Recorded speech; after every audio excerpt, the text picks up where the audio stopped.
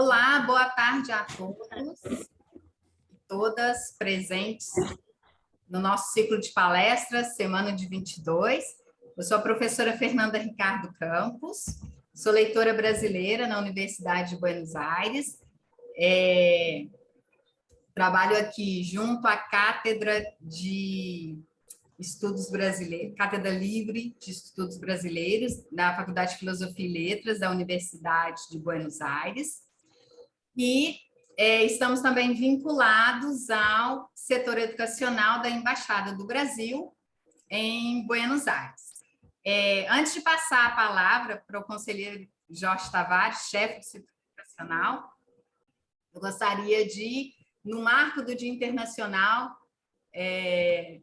da Mulher, eu gostaria de parabenizar todas as mulheres que estão presentes aqui hoje, que se mobilizam diariamente contra qualquer tipo de violência, que lutam por igualdade e respeito. Meus parabéns a todas, sejam bem-vindas novamente. E eu passo a palavra agora ao chefe do setor educacional da Embaixada do Brasil em Buenos Aires, conselheiro Jorge Tavares. Obrigado, Fernanda. Eu queria agradecer, em primeiro lugar, a presença de todos e todas, nesse dia tão especial que é o Dia Internacional das Mulheres. Agradecer o professor João César de Castro Rocha, que tão gentilmente aceitou nosso convite. Queria agradecer também os professores Guilherme Trielli Ribeiro e Marta Passos, que são nossos palestrantes de amanhã, que estão presentes hoje também. Muito obrigado.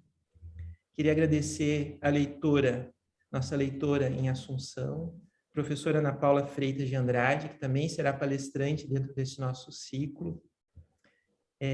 Queria agradecer a professora Fernanda pela organização do evento e também a Cátedra Livre de Estudos Brasileiros, que sempre apoia muito as atividades do leitorado. É um prazer estar com vocês na abertura do ciclo sobre a Semana de Arte Moderna. Queria comentar que o evento de hoje se inscreve no esforço do leitorado brasileiro, junto à Universidade de Buenos Aires e do Centro Cultural Brasil-Argentina, na realização de eventos virtuais. No ano de 2021, o leitorado realizou, em parceria com o Centro Federal de Educação Tecnológica de Minas Gerais, o primeiro ciclo do bate-papo linguístico, que atraiu bom número de participantes de universidades argentinas e de outros países. O leitorado também organizou o ciclo voltado ao ensino de português aos filhos de brasileiros residentes na Argentina, que para mim, particularmente, é um projeto da mais alta relevância. O CCBA organizou, o Centro Cultural Brasil-Argentina, que pertence à Embaixada do Brasil, organizou diversos encontros virtuais que estão disponíveis no nosso canal do YouTube, livremente, de livre acesso. Em parceria com a Associação Argentina de Professores de Português, foi realizado o primeiro encontro do ciclo de diálogos com participação das professoras Matilde Scaramucci, da Unicamp, e Silvia Prati, da UBA, sobre exames de certificação em língua portuguesa, de proficiência, como CELPE-BRAS. Esse ciclo reúne sempre um especialista brasileiro e outro argentino para discutir temas voltados ao ensino da língua portuguesa. O ano de 2022 é muito especial para nós brasileiros, porque comemoramos o bicentenário da nossa independência. A Embaixada do Brasil organizará ao longo do ano uma série de eventos para valorizar as diversas expressões da cultura brasileira ao longo da nossa vida independente. Nada melhor que começar o ano relembrando a Semana de Arte Moderna de 1922, que agora em fevereiro completou 100 anos. De 14 a 17 de fevereiro, a Embaixada realizou em parceria com o MALBA a jornada Antropofagia Revisitada, que incluiu atividades virtuais e presenciais, com ênfase nos artistas relacionados ao evento de 22 e com o lançamento de nova tradução da obra Macunaíma, de Mário de Andrade. No final, agora a gente vai fazer nosso ciclo virtual e no final de março o CCBA organizará um curso presencial a ser ministrado pela professora Bárbara Pinheiro Pessoa, leitora brasileira em Córdoba, sob a semana de 22, que incluirá uma visita guiada ao Malba. Outro evento virtual que gostaria de é a segunda fase do Encontro Diálogos, que terá a participação do professor Almeida Filho e será realizada no dia 1º de abril. Também em abril, nos dias 26 e 27, teremos o lançamento de nossa oficina de português como língua de herança e a segunda rodada do bate-papo linguístico, ambos organizados pela professora Fernanda, que desta vez será em parceria com a PUC Minas Gerais e com o Instituto Camões. Essas são apenas algumas atividades que pretendemos realizar nas próximas semanas. Queria convidar a todos a acompanharem as nossas redes sociais da Embaixada do Brasil, do Leitorado e do CCBA, em que anunciaremos os próximos eventos. A professora Fernanda vai postar no chat os links para as nossas redes sociais. Muito obrigado pela atenção de todos e todas e desejo a todos uma excelente jornada. Obrigado. Obrigada, Jorge. Bom, só contextualizando um pouquinho, né? O motivo desse evento é o de celebrar... só um minutinho, gente.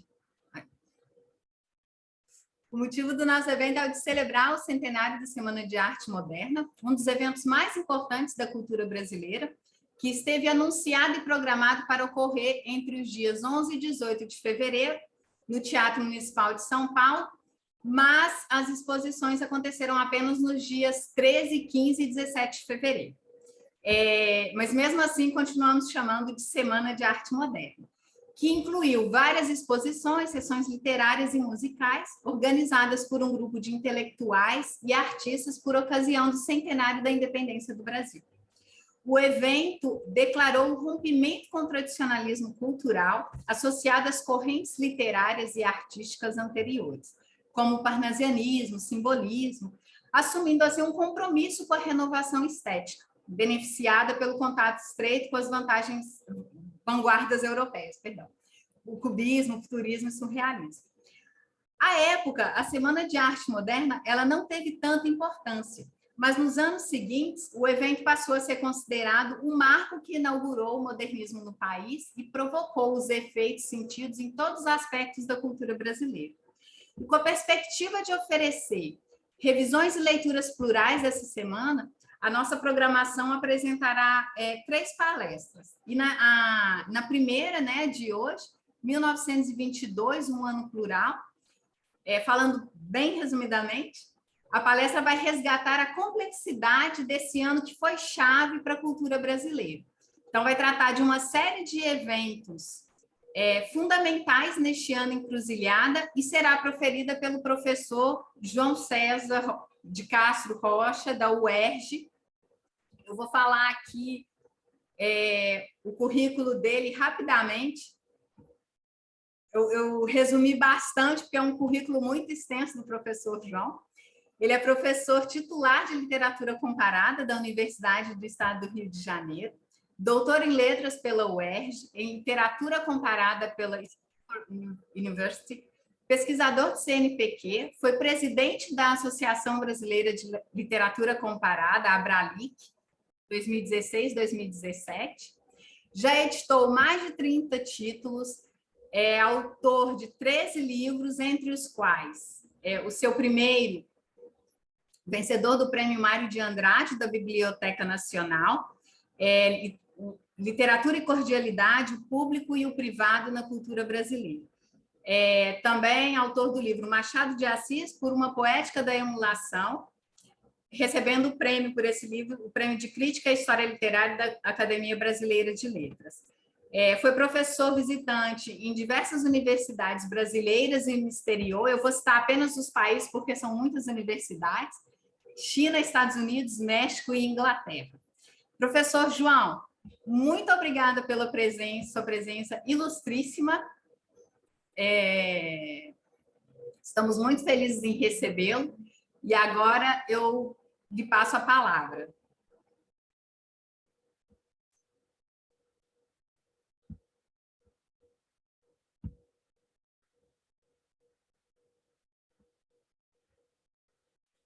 O seu áudio está desligado, professor.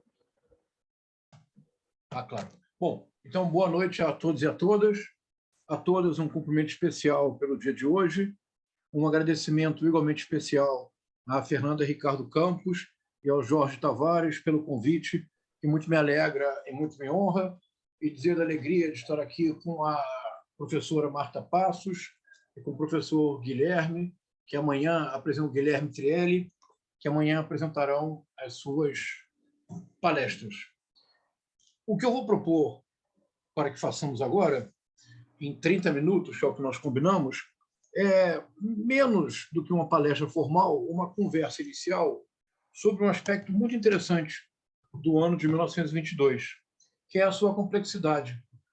No século XX, não haverá ano na cultura brasileira que tenha apresentado, para recordar o famoso título de um conto do Jorge Luis Borges, não haverá nenhum outro ano no século XX brasileiro que se assemelharia a um jardim com bifurcações várias.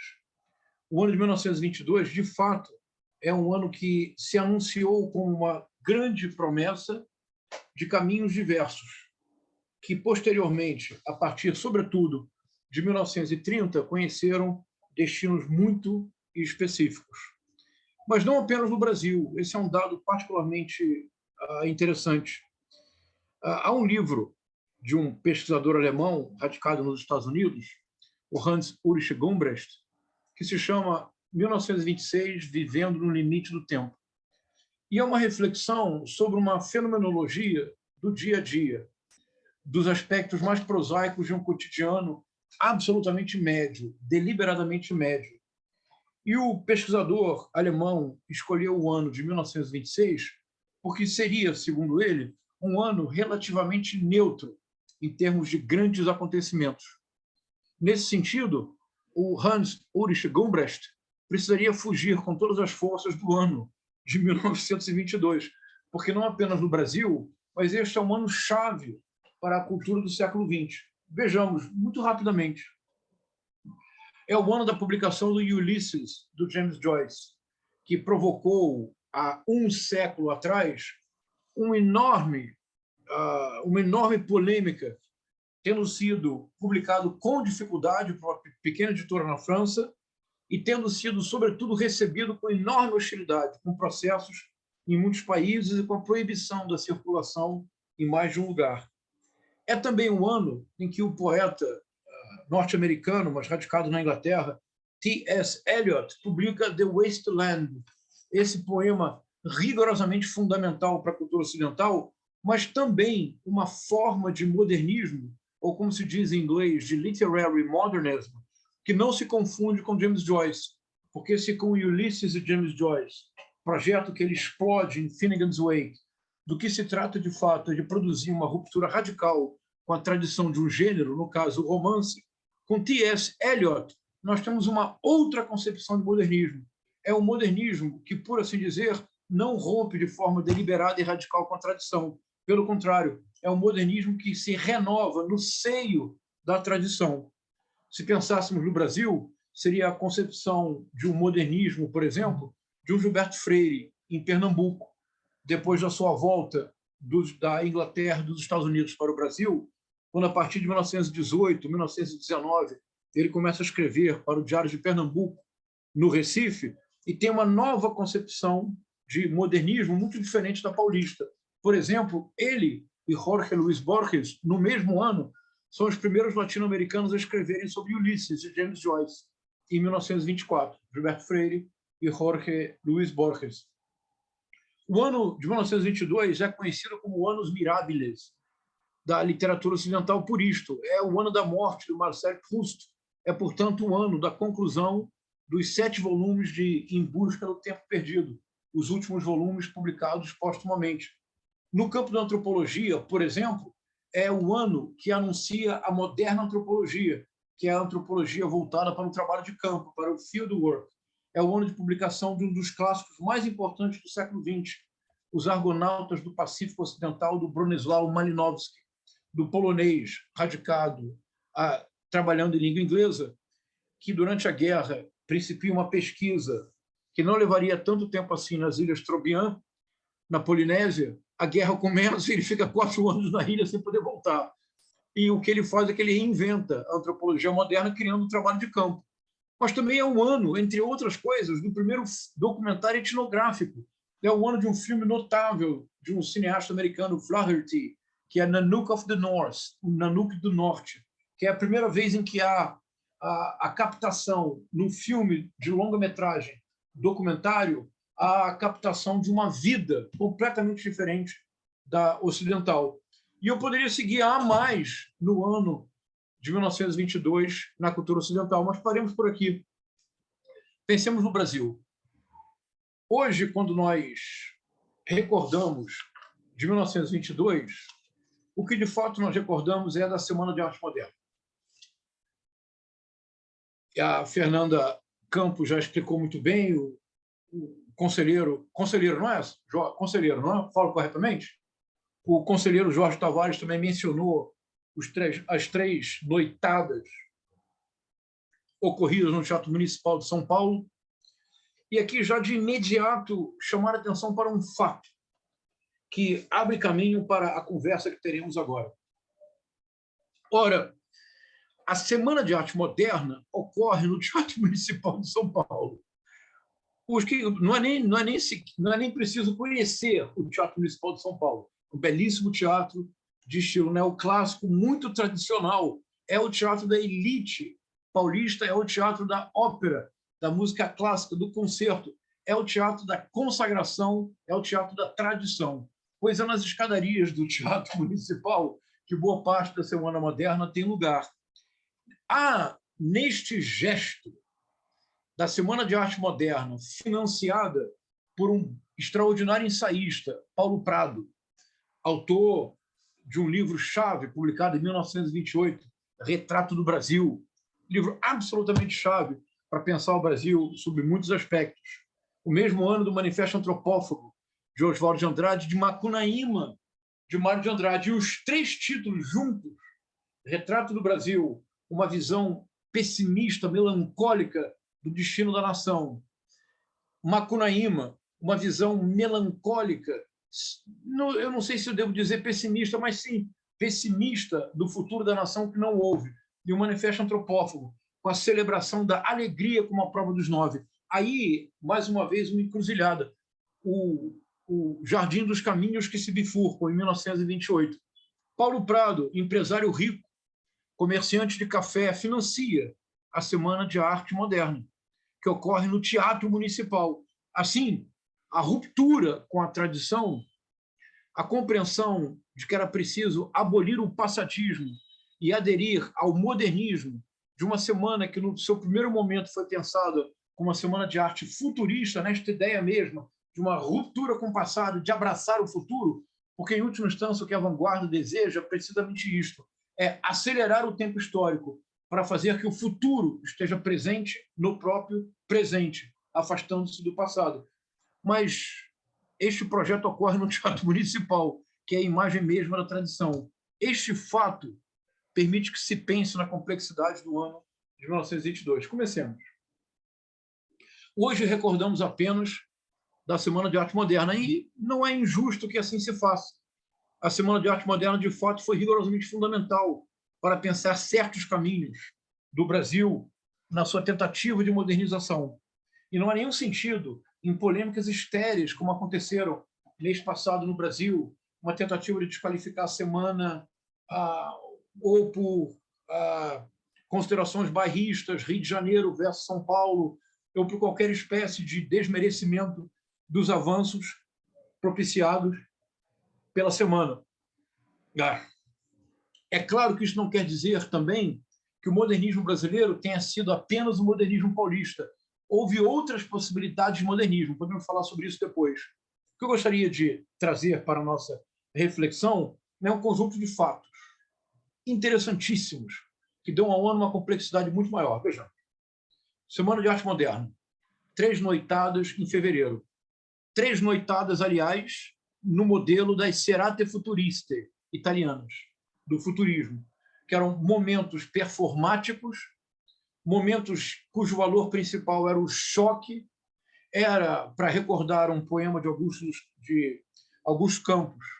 Era o momento da Viva Vaia, da Vaia como a celebração da transgressão. Isso é a Semana de Arte Moderna, 3 noitadas em fevereiro de 1922. Agora, quem lesse os jornais da época, quem se desse ao trabalho de consultar, por exemplo, a Revista Brasileira, que era a mais importante publicação da época do sistema intelectual brasileiro, simplesmente não teria noção de que em 1922 ocorreu a Semana de Arte Moderna. Ela desapareceu do noticiário. Ela não teve importância nenhuma no que se refere a uma repercussão imediata. Do ponto de vista cultural, o evento realmente decisivo de 1922 ocorreu no Rio de Janeiro. Foi a exposição do centenário da Independência, que, obviamente, foi inaugurada em 7 de setembro de 1922, planejada para ficar não mais do que 2 meses a exposição aberta, prolongou-se até o início de 1923, pelo excepcional sucesso de público da exposição do centenário da Independência. E houve momentos verdadeiramente fascinantes nessa exposição. Por exemplo, para ficar apenas num único caso, e num caso que envolve a diplomacia, em homenagem ao nosso conselheiro, a delegação do México enviou para o Brasil ninguém menos do que José Vasconcelos para ser o responsável, o chefe da delegação. Mas quem é José Vasconcelos? É o homem responsável pela moderna pedagogia mexicana, a pedagogia da Revolução, que ocorreu em 1910. José Vasconcelos é o homem responsável diretamente pelo estímulo oficial à mais importante tradição pictórica mexicana do século XX, a tradição do muralismo, com Diego Rivera, entre outros. José Vasconcelos veio ao Brasil em 1922, trouxe uma estátua que ainda hoje se encontra no bairro do Flamengo, e todos os cariocas conhecem como a estátua do mexicano. Ela chegou no Brasil em 1922. Depois que José Vasconcelos teve uma presença muito forte no Rio de Janeiro nesta época, criou-se, sobretudo no bairro do Flamengo, uma tradição, que era a arquitetura asteca. O que se chamava de arquitetura asteca era apenas algumas formas geométricas levemente remanescentes da tradição asteca. Mas José Vasconcelos levou para o México um poeta modernista, diplomata, Ronald de Carvalho, para fazer uma viagem ao México pelo contato que eles tiveram no Brasil, o que deu origem a um dos mais interessantes livros de poema do modernismo brasileiro, que é a Viagem à América, do Ronald de Carvalho, que, claro, a maior parte é consagrada ao México. Não é tudo. Ao voltar da viagem à América do Sul, 3 anos depois, José Vasconcelos publicou um dos ensaios definitivos da tradição ensaística hispano-americana do século XX, La Raça Cósmica. Todos vocês, todos e todas, já leram La Raça Cósmica de José Vasconcelos, se recordam que é um ensaio na forma de um diário de viagem e que a parte decisiva do ensaio é a viagem de José Vasconcelos ao Rio de Janeiro. Portanto, a exposição do centenário da Independência foi o grande acontecimento cultural de 1922. Não foi o único. Em agosto deste ano, um fato fundamental aconteceu. O então presidente Epitácio Pessoa criou o Museu Histórico Nacional. Para os que conhecem o Rio de Janeiro, o Museu Histórico Nacional, que fica na Praça 15, mesmo local onde houve a exposição do centenário, é um museu dedicado, sobretudo, à memória do Império, do primeiro e do segundo reinados. Isso é particularmente importante, porque na Constituição Brasileira, de 1891, a primeira Constituição republicana, havia uma cláusula que impedia a discussão do retorno da monarquia, isso já em decretos provisórios de 1889, e proibia a circulação de objetos pertencentes à família real. Isso propiciou que se criasse no Brasil um fenômeno fascinante, que era museus itinerantes de objetos da família real. As pessoas guardavam nas suas casas alguns objetos, eram visitadas essas casas, depois passavam por outra casa, o que mostrava uma ruptura muito grande entre a República e a monarquia, entre o século XX brasileiro, sobretudo, e o século XIX, numa ruptura de difícil conciliação, agudizada pela Semana de Arte Moderna. Ora, o Museu Histórico Nacional, em alguma medida, foi a primeira vez que, de maneira oficial, o regime republicano estendeu uma ponte, não uma ruptura, mas uma ponte entre passado e presente. Entre passado monárquico e presente republicano. Não é tudo. Talvez não haja acontecimento mais simbólico do que o acontecimento que ocorre também em agosto de 1922, e que é tão absolutamente perfeito que parece ficcional. Veja, em agosto de 1922, o mesmo presidente Epitácio Pessoa, num decreto, nesse legalismo muito típico do republicanismo positivista brasileiro, num decreto, tornou oficial a letra do hino nacional, que, como vocês se recordam, é do Osório Duque Estrada, que é uma letra escrita em 1909. Mas por que somente nesta, em 1922, foi tornada a letra oficial? Porque somente num decreto de agosto de 1922, o hino nacional passou a ser composto de maneira oficial pela letra do Osório Duque Estrada e pela música do Francisco Manuel da Silva. O Francisco Manuel da Silva era um músico do século XIX, cuja carreira coincidiu com Dom Pedro I e Dom Pedro II. E não é tudo. O Francisco Manuel da Silva foi aluno do padre José Maurício, que é da época do rei, como dizia o Manuel Antônio de Almeida, era no tempo do rei, entre 1808 e 1821. Então, vocês percebem? É uma metonímia absolutamente extraordinária, porque o que há, quando há um decreto que estabelece, em 1922, essa conjunção entre a letra e a música, é a reunião perfeita, não apenas entre século XX republicano e século XIX monárquico, mas também com o Brasil regencial, quer dizer, o Brasil da regência, entre 1808 e 1815, depois o Brasil de Dom João VI. É uma metáfora muito forte que mostra que, neste momento, na cultura brasileira, há uma tensão. Há, de um lado, um movimento de renovação que principia como um movimento radical de ruptura, mas há toda uma movimentação contrária, que é uma movimentação no sentido da conciliação entre tempos históricos, não da ruptura, mas da ponte, não da ponta de lança, característica da vanguarda, mas da ponte, que é o que mais caracteriza esses movimentos de conciliação histórica. Não é tudo. É um ano realmente fantástico. Não é tudo em nenhuma circunstância. Ainda em 1922, um deputado, cujo nome, de novo, isso parece de fato pura ficção, o deputado chamado Americano do Brasil, protocolou um projeto de lei em 1922 para cumprir uma determinação da Constituição Republicana de 1891. Que determinação era esta da Constituição de 1891, que se baseava numa lenda do Império, a interiorização da capital brasileira. Em 1922, o deputado Americano do Brasil protocola este projeto de lei, o Epitácio Pessoa acolhe e, num decreto de janeiro de 1922, estabelece uma expedição que será ficcionalizada pelo Antônio Calado em Guarupi, estabelece uma expedição oficial para colocar um marco, uma pedra simbólica no Planalto Central, onde será a futura Brasília. Fernanda, não é tudo, há mais. Em março de 1922, na então pacata cidade de Niterói, um grupo de brasileiros, ainda não muito conhecidos, mas em breve serão, criou em março de 1922 o PC, SB, IC. Era assim mesmo. Partido Comunista, Seção Brasileira da Internacional Comunista. E era assim em todos os lugares. Então, na Argentina seria PC, SA, IC, Partido Comunista, Secção Argentina Internacional Comunista.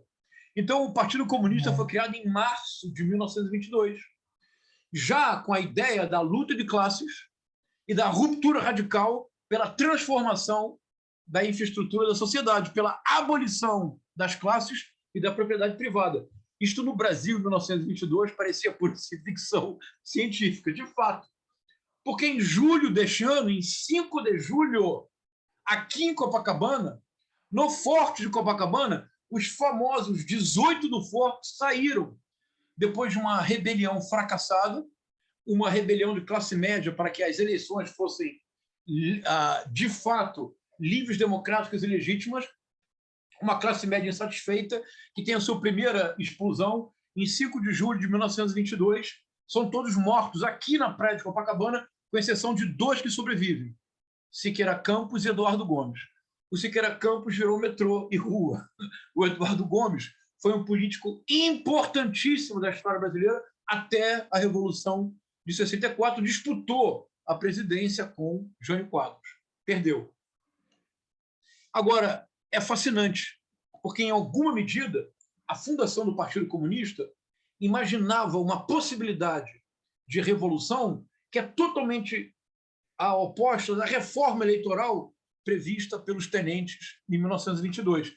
Como todos e todas se recordam muito bem, em 1924, o movimento tenentista retorna com força, com Luiz Carlos Prestes, Miguel Costa, Porto Alegre e São Paulo se juntam na coluna Miguel Costa, Luiz Carlos Prestes, ou Luiz Carlos Prestes, Miguel Costa, atravessam o Brasil sem nunca perder uma batalha, mas também sem ganhar nenhuma. Eles atravessam o Brasil literalmente fugindo ou de jagunços, porque Lampião foi contratado para combater a coluna Prestes, mais conhecido que Miguel Costa e Luiz Carlos Prestes, e eles se internam pela Bolívia e fogem. O Luiz Carlos Prestes vai para onde agora a Fernanda Campos e o Jorge Tavares se encontram, vai para Buenos Aires, torna-se comunista em Buenos Aires, é uma lenda, o Cavaleiro da Esperança, volta para o Brasil, tenta ingressar no Partido Comunista, não é aceito pelo Partido Comunista, porque ele é visto como um aventureiro pequeno burguês. A Internacional Comunista obriga a aceitação do Luiz Carlos Prestes, que em breve é o grande líder do comunismo no Brasil, e na véspera da Revolução de 30, veja que fascinante, na véspera da Revolução de 1930, o Getúlio Vargas convida Luiz Carlos Prestes para assumir o comando militar da Revolução, porque ninguém dispunha da aura do Luiz Carlos Prestes. Há um depoimento notável do Luiz Carlos Prestes, que eles se encontram, e diz o Prestes que ele fala durante horas, entusiasmadíssimo pelo pouco marxismo que aprendera, absolutamente convencido da Revolução Comunista que fará no Brasil. Ele fala para o Getúlio Vargas durante horas. O Getúlio Vargas, como sempre, nada diz, escuta. E o Prestes explica, conta o Prestes, que ele ensina ao Getúlio Vargas que o que ele estava chamando de Revolução de 30 era apenas um movimento reformista. Revolução mesma, ele faria, ele, Luiz Carlos Prestes, e recusa o comando militar, mas pede armas para o Getúlio Vargas, para a sua revolução. O Getúlio Vargas, então, diz 2 frases, segundo Prestes. A primeira frase é: o senhor tem a eloquência da convicção. Silêncio. O Prestes não sabe o que pensar. O Prestes pede as armas. E o Getúlio Vargas responde com uma palavra, diz: aguarde. O Prestes ficou aguardando até sua morte. Ele nunca recebeu as armas do Getúlio Vargas. Mas compreendam, em 1930, o tenentismo chega ao poder. Em 1930, o modernismo é incorporado ao projeto de Estado. O projeto do, talvez, mais importante ministro, na época se chamava da Educação e da Saúde, mas o mais importante ministro da Cultura no Brasil, da Educação, foi Gustavo Capanema, ministro do Estado Novo, que tinha como principal secretário, braço direito, homem de confiança, Carlos Drummond de Andrade. Já tivemos boas épocas no Brasil, não é verdade? Carlos Drummond de Andrade assessorava diretamente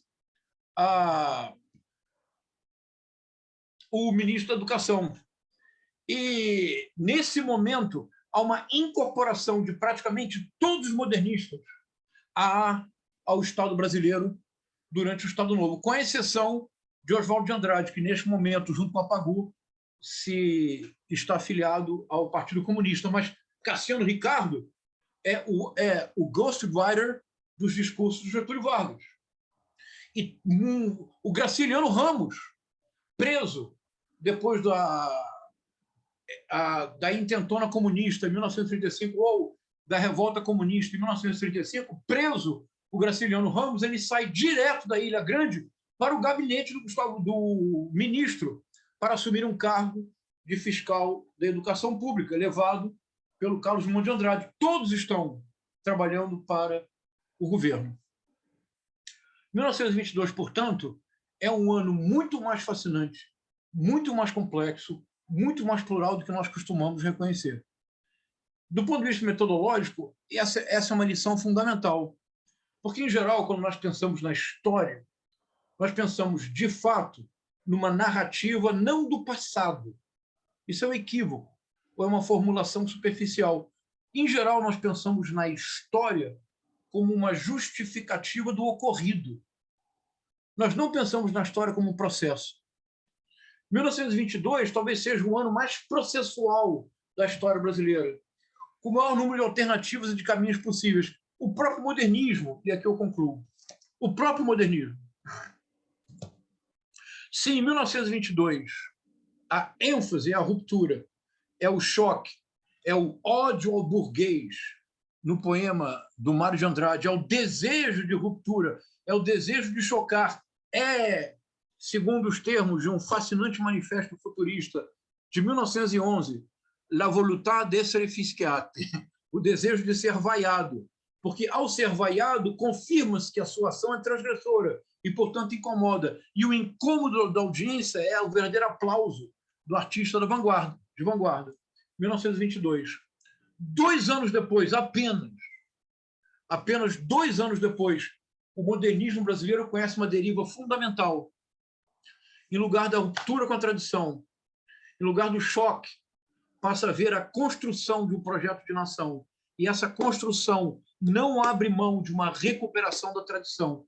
E isso, sobretudo, ocorre numa viagem. Viagem, mais uma vez, financiada pelo mesmo Paulo Prado. Viagem que agora leva para as cidades históricas de Minas Gerais Tarsila do Amaral, Oswaldo de Andrade, Mário de Andrade e um poeta suíço que quase se torna brasileiro, o Blaise Cendrars. Tão importante, por exemplo, para a poesia instantânea, para a poesia blague do Oswaldo de Andrade, com a sua poesia Kodak, que era um dos mais importantes movimentos poéticos da década de 20. Nas viagens históricas a Minas Gerais, Mário de Andrade reforça a sua observação de Aleijadinho. Oswaldo de Andrade pensa de maneira definitiva na poesia pau-brasil, que em alguma medida dialoga com o mata-virgismo do Mário de Andrade. A Tarsila do Amaral acredita ver nas montanhas de Minas Gerais a cor brasileira, que ela passa a trabalhar nas suas telas. O próprio modernismo brasileiro, ele tornou-se uma metonímia, uma incorporação desta pluralidade. Porque se em 1922 ele é sobretudo ruptura, ele é sobretudo ponta de lança, e em 1924 ele passa a ser construção, ele passa a ser ponte entre passado e futuro de uma nação que até então não estava de todo organizada, construída, simbolicamente pensada. O ano de 1922, portanto, se nós recuperarmos na sua pluralidade, nós recuperamos o ano no qual a história brasileira foi mais processual do que nunca, teve mais alternativas do que jamais.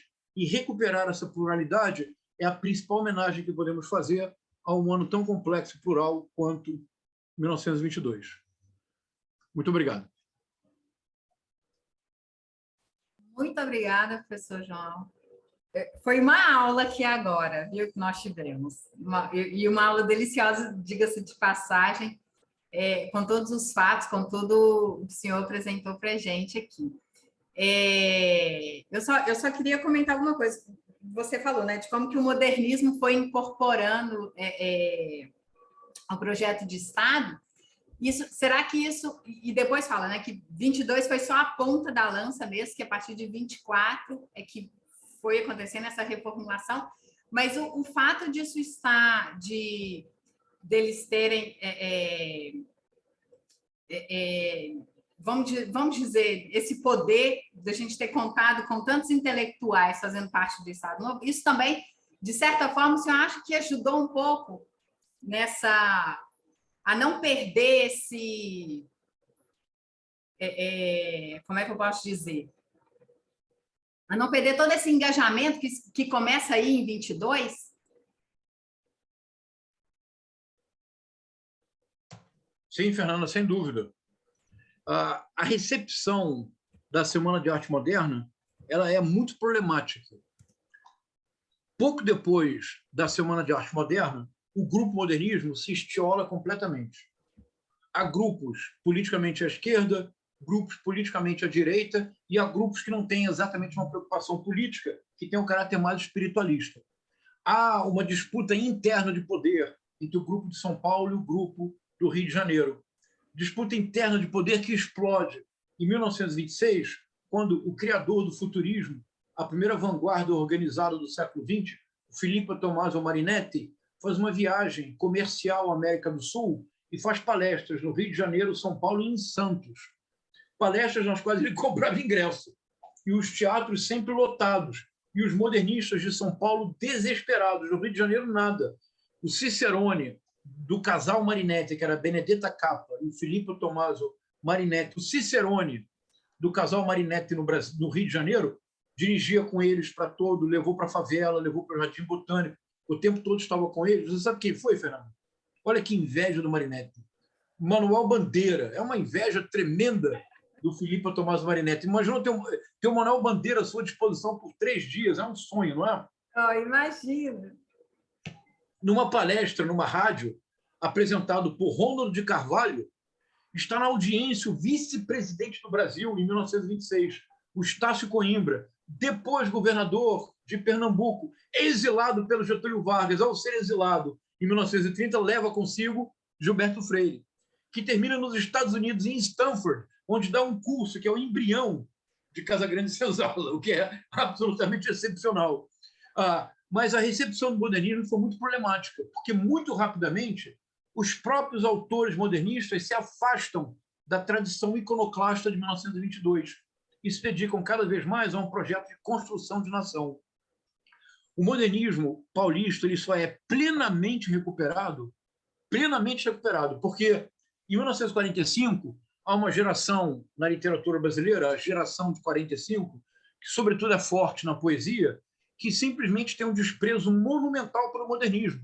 O primeiro congresso de poesia brasileira, de 1949, se eu não me equivoco, mas da década de 40, a principal tese do congresso era que o modernismo estava esgotado. E a geração de 45 realiza um retorno às formas tradicionais, ao soneto, à métrica, num afastamento deliberado do modernismo. Na prosa, a chamada literatura do Nordeste, ou literatura regionalista, é uma literatura de imersão numa realidade brasileira até então pouco conhecida. E considera-se que a ênfase no experimentalismo de alguns romances modernistas seria pura alienação.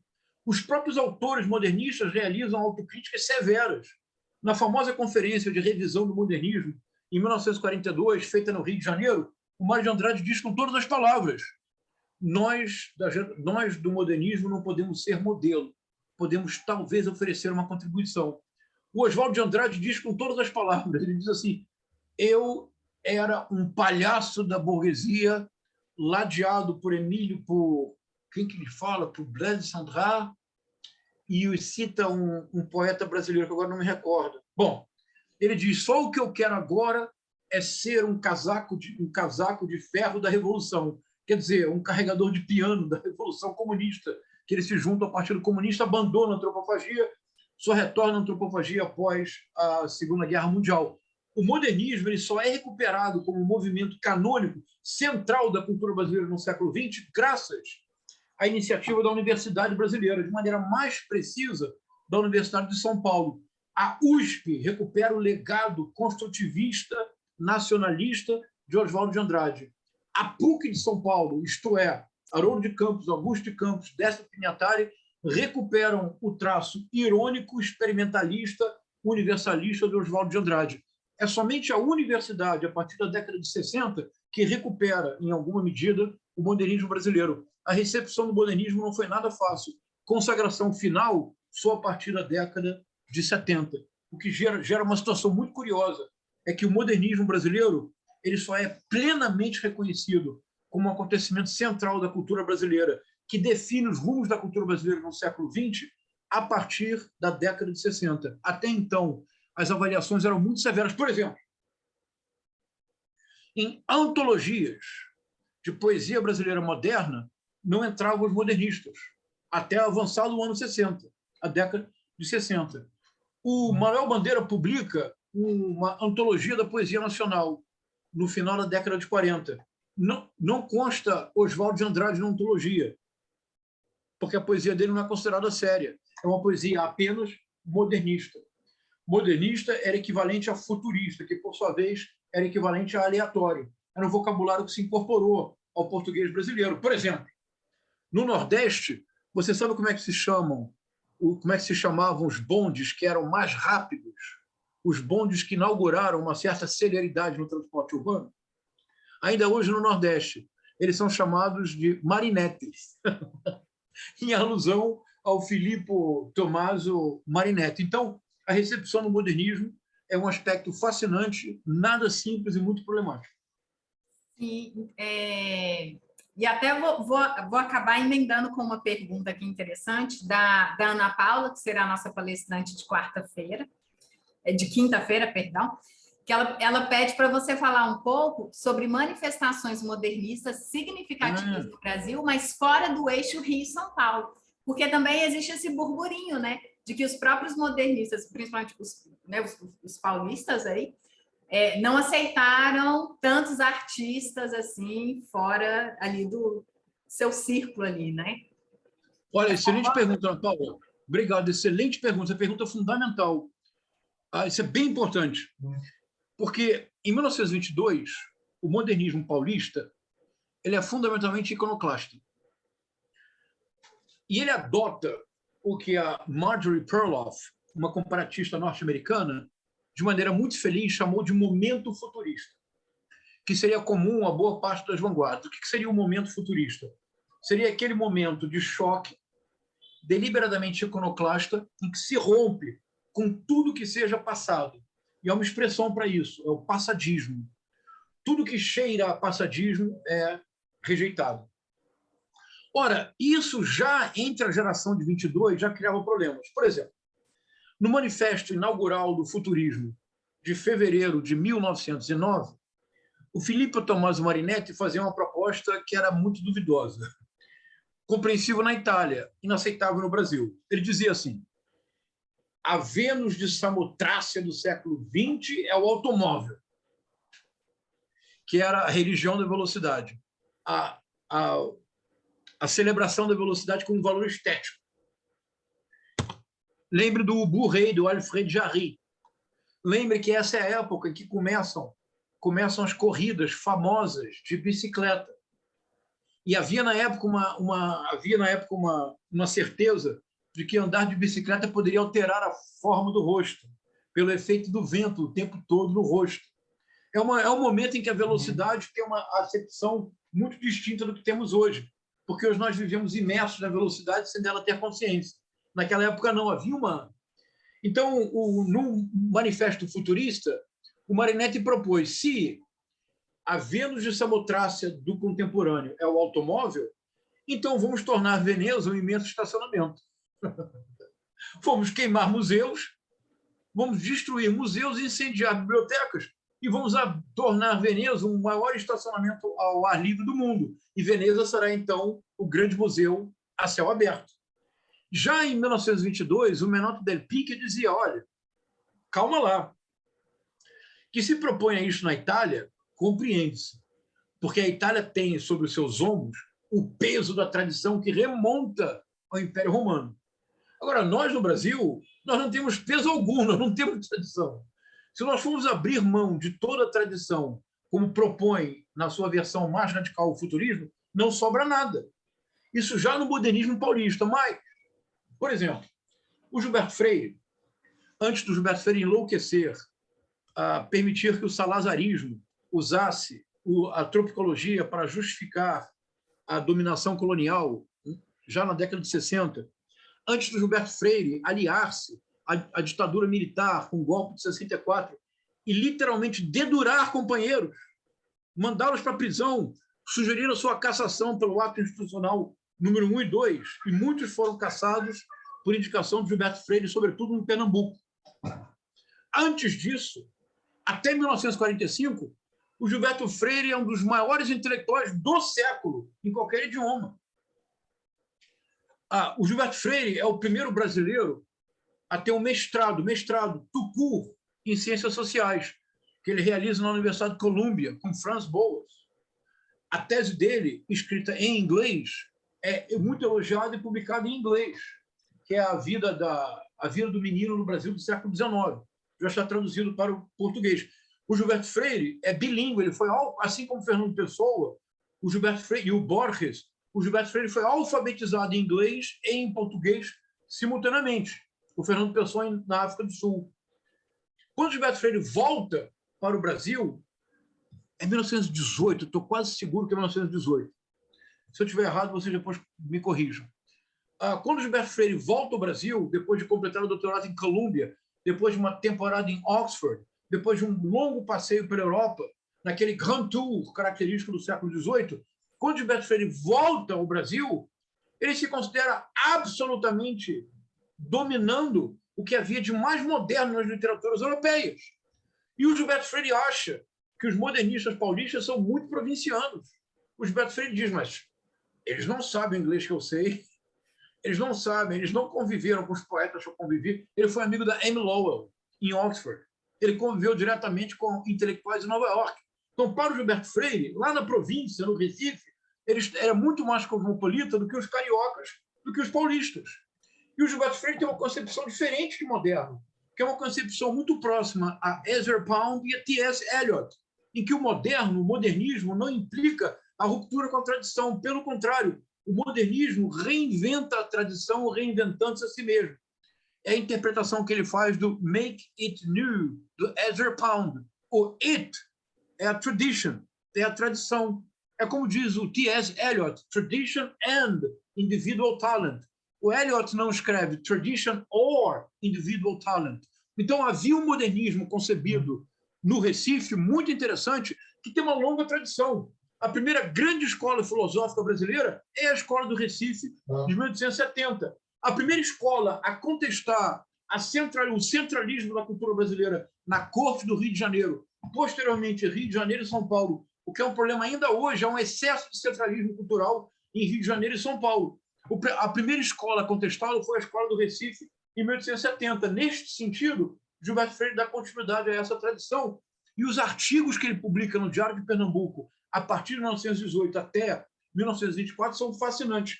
Em 1924, ele edita o livro do centenário do Diário de Pernambuco, que, à época, era o mais antigo jornal brasileiro. O que ele faz? O livro é belíssimo. O que ele faz? Ele pede para o Manuel Bandeira escrever um poema, mas ele dá o roteiro para o Manuel Bandeira. Você sabe qual é o poema, Fernanda? Evocação do Recife. Evocação do Recife, este poema absolutamente excepcional do Manuel Bandeira. E olha, Evocação do Recife é um Recife moderno, mas que dá as mãos para o Recife do Maurício de Nassau, para a Veneza americana. Então, a concepção de modernismo de um Gilberto Freire, por exemplo, precisa ser recuperada. Precisamos esquecer o que acontece com o Gilberto Freire a partir de 1945. Este Gilberto Freire que volta dos estudos com Franz Boas, que é um Gilberto Freire em ebulição fundamental, há em torno do Gilberto Freire uma modernização da cultura no Recife. Por exemplo, o paraibano radicado no Recife, José Lins do Rego, escreve a sua pentalogia da cultura do engenho até a sua decadência, inspirado por Gilberto Freire. A formação intelectual do Manuel Bandeira em relação à poesia de língua inglesa é muito tributária do Gilberto Freire. Então, esse é um primeiro momento. Segundo momento, Minas Gerais, para homenagear vocês. A cidade de Cataguases e o Grupo Verde, é meu filho que chegou aqui. Vem, filhão. Vem, filhão. Seu pai está falando muito. Seu pai fala muito, né? Ele está falando como eu, olha. Cataguases. Vai lá com a mãe, filhão. A cidade mineira de Cataguases tem um grupo fortíssimo, que é o Grupo de Cataguases, com uma revista fantástica, que é a Revista Verde. O Grupo de Cataguases mantém contato direto com poetas europeus. Por exemplo, sai na revista do Grupo de Cataguases um poema do Blaise Cendrars, Escândalo em São Paulo. As pessoas dizem, não é possível. Esse poema não pode ser do Blaise Cendrars. Mas como assim? porque eles não passava pela cabeça do modernismo paulista que seria possível que jovens de Cataguases entrassem em contato direto com o poeta na Europa e recebessem um poema, uma contribuição para a sua revista, sem passar pela mediação do Rio de Janeiro. Desculpe, de São Paulo. Fernanda, você sabe qual foi a primeira cidade brasileira, provavelmente sul-americana, a receber gravuras originais do Pablo Picasso? Não, mas... Foi o Recife. Imaginei. Há uma carta do Mário de Andrade para o Manuel Bandeira absolutamente genial. Ele fala assim, estes provincianismos, e ele não se dá conta de que ele está sendo provinciano, ele diz assim, estes provincianismos, um absurdo Gilberto Freire levar... Ah, não! Gilberto Freire não, Vicente do Rego Monteiro. Vicente do Rego Monteiro, excepcional escritor e, sobretudo, artista plástico pernambucano, que viveu em Paris uma boa parte da sua vida, era amigo pessoal do Picabia, do Picasso e todos os grandes artistas. O Vicente do Rego Monteiro, que fez uma junção absolutamente genial, que recorda muito o Joaquim Torres Garcia, do Uruguai, uma junção absolutamente genial de formas construtivistas com formas indígenas. O Vicente do Rego Monteiro levou pela primeira vez para o Recife gravuras do Picasso. O Mário de Andrade se desesperou. Diz o Mário de Andrade para Manuel Bandeira. Primeiro, tinha que ser São Paulo. Depois, Rio de Janeiro. Se sobrasse alguma gravura, mandasse para o Recife. Mas o Vicente do Rego Monteiro leva tudo para o Recife em primeiro lugar. Na Paraíba, há uma figura importante, que é o Joaquim Nojosa, que é uma figura muito importante para a divulgação das ideias modernistas no Nordeste.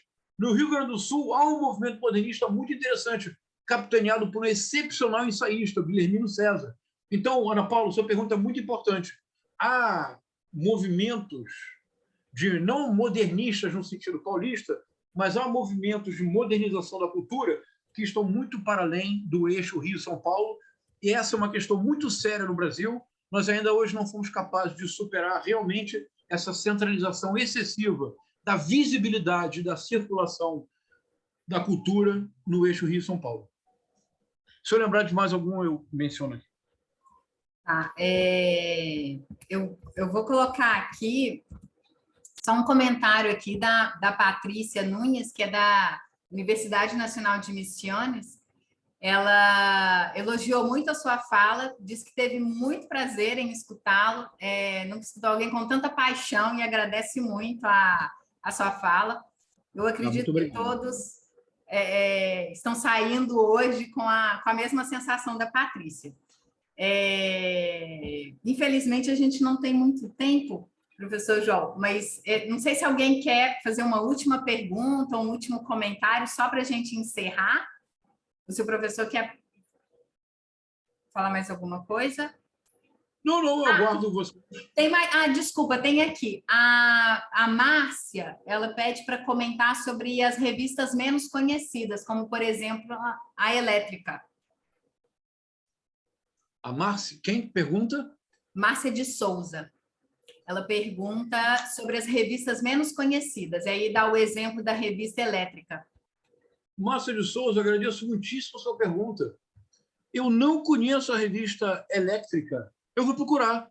Você quer abrir o microfone e falar um pouco sobre ela? Eu agradeço muito a sua pergunta. Você sabe que o meu modelo de professor é Riobaldo, do Guimarães Rosa. E diz o Riobaldo lá, a horas tantas do Grande Sertão Veredas, mestre é aquele que de repente aprende. Eu acho que mestre é aquele que sempre aprende. Eu já aprendi com você. Não conhecia essa revista, Márcia, vou pesquisar. Se você quiser me dar alguma indicação de pesquisa, eu agradeço. Eu posso depois localizar aqui, encaminhar algumas coisas sobre a revista. Eu peço desculpas, porque eu não sou da área de literatura, minha formação é em lexicologia, e então eu não estou tão preparada assim para comentar sobre a revista. Mas a revista ela é de uma cidade pequena daqui da região do sul de Minas, Itaiandu. E eu me lembro que quando eles lançaram, foi alguém que estava no Rio de Janeiro e veio morar aqui e resolveu fazer a revista com mais 2 amigos.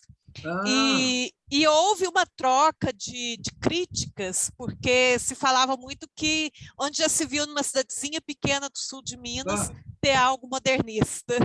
Olha que interessante. Olha, Márcia de Souza, eu agradeço muitíssimo. Se você mandar informação para a Fernanda Campos sobre a revista, ela me passará. Vamos ficar em contato, então. Eu vou pedir para ela passar para você o meu e-mail. Vamos ficar em contato. Eu agradeço muito a informação. De fato, eu não conheço essa revista. Eu vou procurar. Pode deixar que eu coloco vocês dois em contato. Tá, joia. Obrigada, Fernanda. Gente, eu agradeço muito a presença de todos. Eu coloquei aí a lista de presença. Nos próximos dias, vocês receberão um certificado de participação. Aproveito para convidá-los para os próximos eventos que acontecem amanhã e quinta-feira. Então, quem não se inscreveu apenas para a palestra de hoje e quiser se inscrever para os próximos dias, ainda dá tempo, é só me avisar por e-mail, que eu mando o link para vocês.